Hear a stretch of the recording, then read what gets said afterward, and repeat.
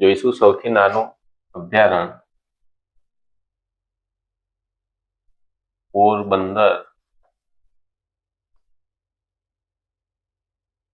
પક્ષી અભયારણ્ય સૌથી મોટું નાટ્યગૃહ હેમુ ગઢવી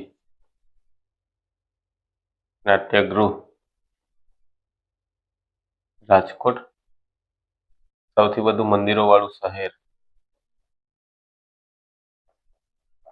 પાલીતાણા ભાવનગર. સૌથી મોટું વિન્ડ ફાર્મ કોમ્પ્લેક્સ